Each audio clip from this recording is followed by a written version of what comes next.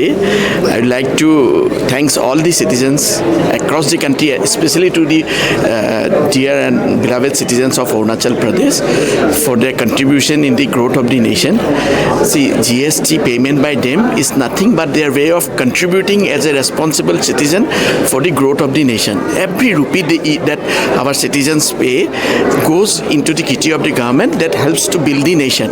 So this is how every citizens contribute, and they can take pride that the money that they are paying as a taxes is what building the nation. So it's I on behalf of entire government of India, I think it is my best wishes to them, and I sincere thanks to participate actively in the progress of the nation by paying tax, and they should feel very happy and pride. And Arunachal have been doing very well now, as we have heard that they are contributing in such a big way. They need not be feeling that they are only receiving grants and loans, but they are paying actively in the tax and participating in the nation building. Once again, I request everybody, see, whenever you pay tax, make sure that you collect the invoice also, so that the tax goes to correct department, to the correct head of the state. Otherwise, sometimes what happens, people may collect the tax on your behalf and not pay to the government of India. So as a result, in that case, you may miss the as a party to become a big taxpayers. So as we grow, my wish and prayer, I am sure that we will see a lot of entrepreneurs from Arunachal Pradesh who will grow and become national and international player. And to become that, they will have to become a integral part. And I seek all the cooperation and support from all my esteemed taxpayers and citizens in due course, so that we can make a joint cooperation and we can make this a big progress. A lot of effort has been taken into simplifying the taxes. Government has taken a lot of steps to empower the citizen by simplifying taxes. This is one of the things this year. So please participate.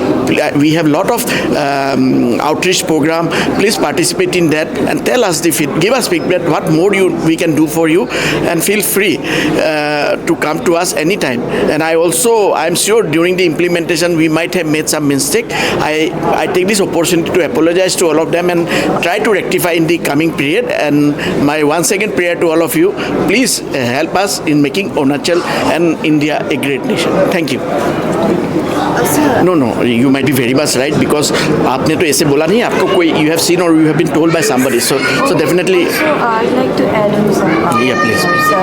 Like when we see the bill, there are CGST and there are integrated IGST is also there. Like in our knowledge, CGST and IGST is both are different. Yes, both are different. And what we understand from GST is that it's the accumulations of all the taxes we used to pay before. Yes. And IGST is, I understand that it's international goods that come for all the import items. So Yes. Yeah. So the term such as integrated GST, it is called integrated GST, and CGST and SGST is central GST and state GST. The law, act, rate, everything are same.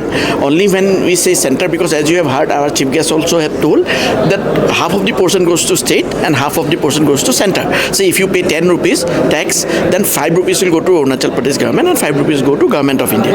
Whichever goes to government of India, it is told as CGST. Whichever goes to state government, it is told as SGST. Okay. Now what is IGST? IGST say something has been supplied from Arunachal to Assam, or other way around, maybe it has come from Assam to Arunachal. So what happens is that, so it is neither state government, there are two state government involved, correct? Assam and Arunachal Pradesh, and center is same.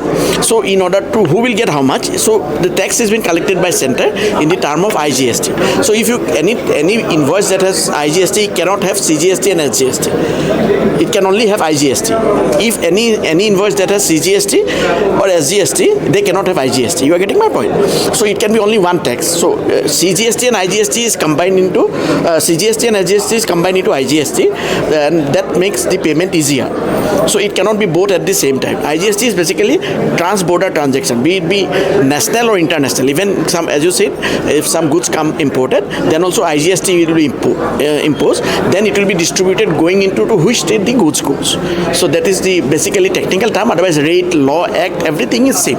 So lastly, sir, today is the GST Day 2000. It's the 8 years of completion. So, but still, our like citizens are still very confused with GST. So, in the simplest words, in the simplest message, please tell us about the summarizing the GST and how does it contribute to the nation, and also how does it come back in a good way to us, just deliver to the heart.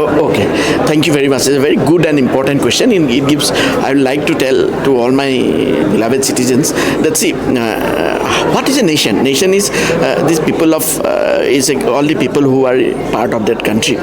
So what happens is that then how as a whole we all get together to become a nation, isn't it? Individually we are nobody. So then how we organize ourselves, how we set ourselves.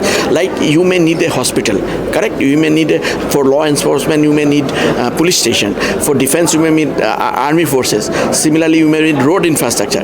Individually cannot build. Can you build? No.